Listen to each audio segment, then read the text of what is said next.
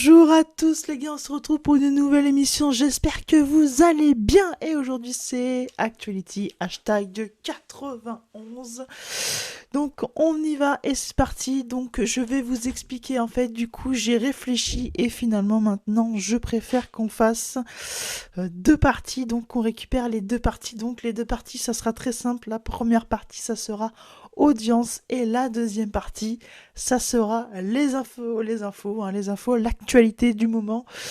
Parce qu'en fait, je trouvais ça triste en fait qu'il n'y ait qu'une seule partie, donc on va faire finalement une autre partie. Donc ça sera la partie audience en premier, deuxième partie partie information.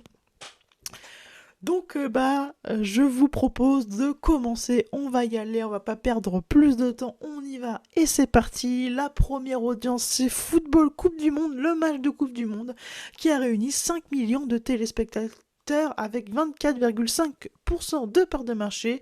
L'art du crime 2 912 000 téléspectateurs avec 13,5% de part de marché.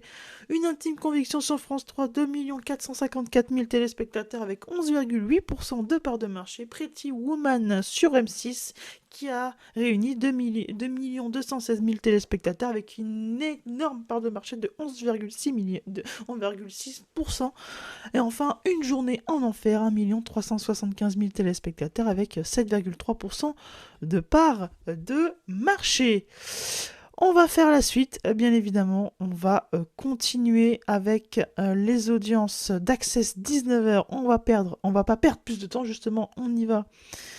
Et c'est parti, donc le leader du moment, c'est N'oubliez pas les paroles, 3,63 millions de téléspectateurs avec 18,3%, 2,4% de part de marché, excellente audience par rapport à hier. Le reste des chaînes, c'est à vous, 1,45 million de téléspectateurs avec 7,5% de part de marché. TPMP Before sur C8, 840 000 téléspectateurs avec 4,1% de part de marché.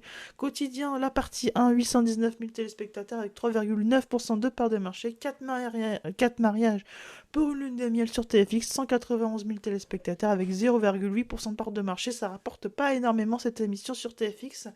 Et Click qui ne marche pas du tout avec 0,3% de part de marché, ce qui a réuni 51 000 téléspectateurs. Alors ensuite, c'est les audiences Access 20h bien entendu. Donc la première donc c'est le 20h de France 2 d'Anne-Sophie Lapix qui a réuni 6,60 millions de téléspectateurs, 28,3% de part de marché. Ça a été très très fort. Le JT de France 2, comme à chaque fois, c'est très très fort et ça devient même encore plus fort que le JT de TF1. Le 1945 de M6 de Xavier de Moulin, 2,75 millions de téléspectateurs. Excellente audience également pour M6. Les magazines Tout le Sport, 1,65 millions de téléspectateurs avec 6,8% de part de marché, qui est une excellente audience. Et par contre, Cuisine ouverte en best-of, même en best-of, ça ne marche pas du tout. 600 000 téléspectateurs avec 2,5% de part de marché. Je pense qu'il va falloir oublier cette émission pour France 3. Les talks quotidiens, 1,93 millions de téléspectateurs, ça marche encore très très très fort cette émission, même si je préfère Touche pas mon poste qui a réuni par contre 1,59 millions de téléspectateurs. C'est pas dans les mêmes, c'est pas comment je pourrais expliquer ça, c'est pas l'audience habituelle de TPMP en ce moment, qui réunit en ce moment entre 1,8 ou 1,9 millions de téléspectateurs, même parfois 2 millions. Quotidien, deuxième partie, 1,11 millions de téléspectateurs et 4,6% de part de marché.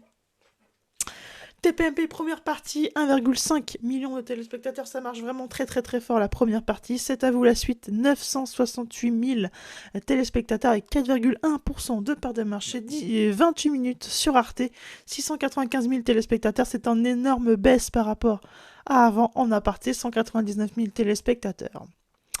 La télé-réalité qui ne marche pas du tout en ce moment, par exemple le Cross, 374 000 téléspectateurs. J'ai jamais vu une audience aussi basse depuis La Villa des Cœurs Brisés, qui était sur TFX. Donc le Cross ne marche absolument pas. Je pense qu'il faut arrêter cette émission et récupérer le format Les Marseillais vs le reste du monde, qui était vraiment un énorme carton, même si j'aime pas du tout la télé-réalité. Mais faut être objectif, faut être lucide du côté de W9 et ça pouvait réunir entre 1 million et 1,10 million l'émission Les Marseillais. Donc je pense qu'il faut récupérer ce format. Les feuilletons Ainsi Grand Soleil, 4,7 millions de téléspectateurs avec 16,9% de part de marché. Scène de ménage, 990 000 téléspectateurs. C'est un énorme bid pour Scène de ménage qui avait réuni, on se rappelle, autour des 4 millions, même des fois 5 millions de téléspectateurs. Et oui, c'est vraiment une excellente performance de la part d'Anne-Sophie Lapix. Donc je vous propose de passer à la partie info. On se rejoint tout de suite. Whoop, on est de retour bien évidemment pour la dernière partie de l'émission. Donc attention, on y va. On se projette, on y va. C'est un peu comme de la SMR, sauf que là, c'est la vraie vie. C'est, attention, on se projette et on y va. Et c'est parti, 3 grammes d'alcool par litre de sang. Le conducteur d'un véhicule de chantier se renverse sur l'autoroute. Et oui, hein, c'est beaucoup, 3 grammes d'alcool. Ne jamais prendre le volant quand on sait qu'on a beaucoup bu. Alors quand on a beaucoup bu, c'est vrai qu'on se rend pas... Il y en a qui arrivent à se rendre compte, mais c'est vrai que quand on a bu, c'est vrai que du coup on se rend pas compte et du coup on a envie de conduire, mais non, absolument pas, il ne faut pas conduire en état d'ébriété, je le rappelle vraiment à tout le monde, voilà. Docteur Christian Richia sur la maladie de Charcot, c'est une maladie cruelle, incurable dont l'espérance de vie...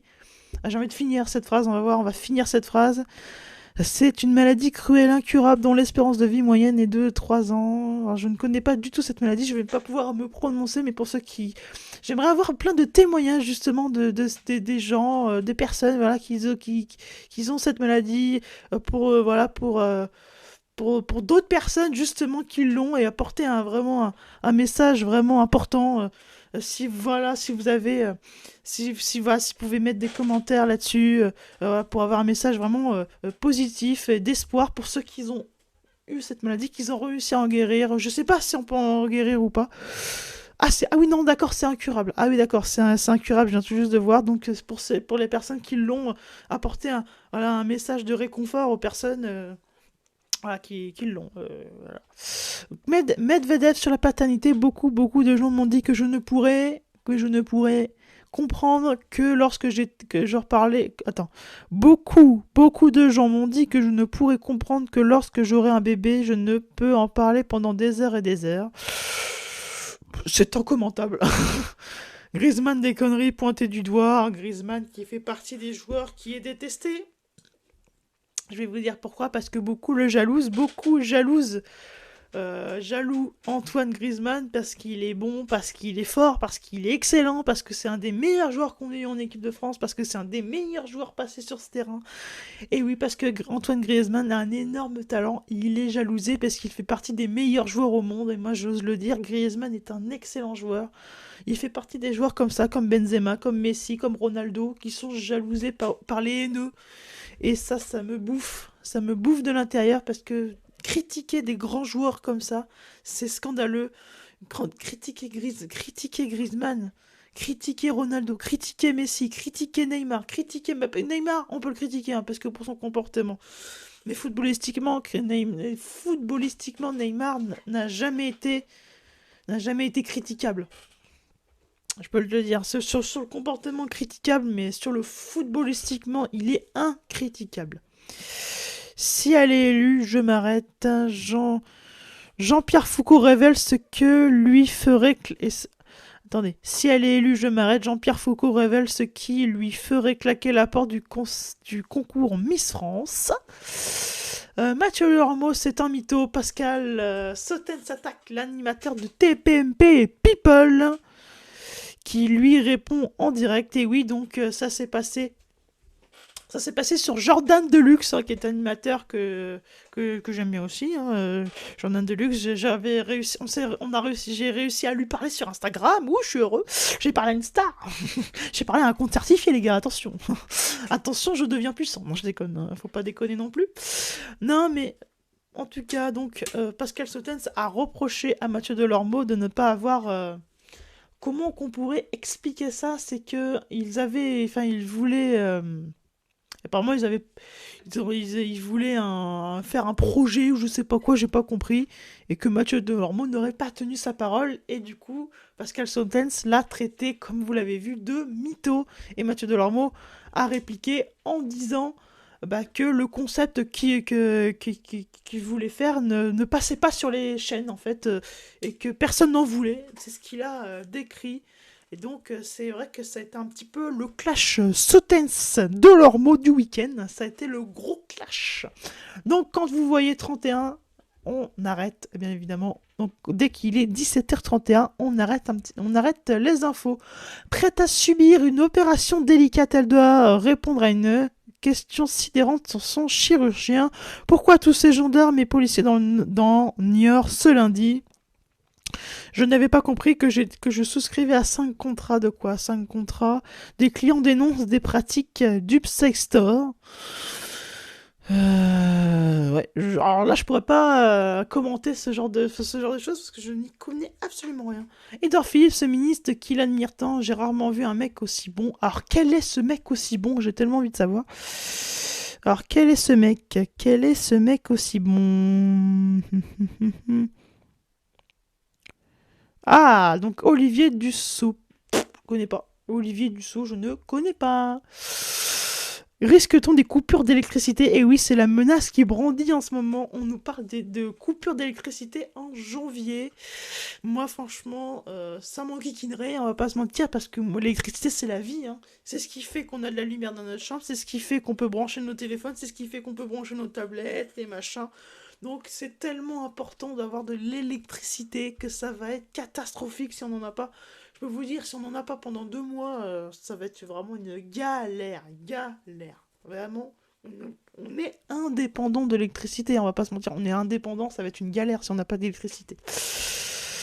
Bourgueil, un casting haut en couleur, les aides sociales supprimées sur certains comptes bancaires, le commentaire polémique de Conor McGregor en plein mondial, la disparition de 2 personnages emblématiques. Ah oui, dans ce grand soleil, on s'en tape un peu, je pensais que c'était Plus belle la vie.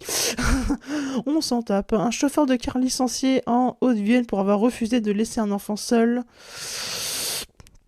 Un chauffeur de car licencié. Oh, avec leur pub. Oh. Je suis désolé, les gars. Oh, mais c'est pas vrai, ça, on s'en fout. Oh.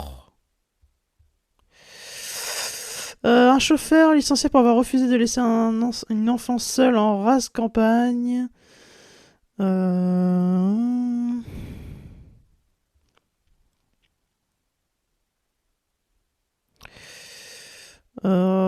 je vais pas commenter, mais ça a l'air d'être une affaire assez délicate.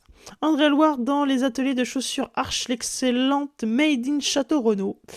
L'enseigne va ouvrir 7 nouveaux magasins en France en 2023 et créer 800 emplois. Bah c'est cool, hein. Ça peut permettre aux gens d'avoir plus de chances de trouver un travail. Et vraiment, c'est très très bien et vraiment, on espère que ce magasin va marcher quoi. Ça serait cool.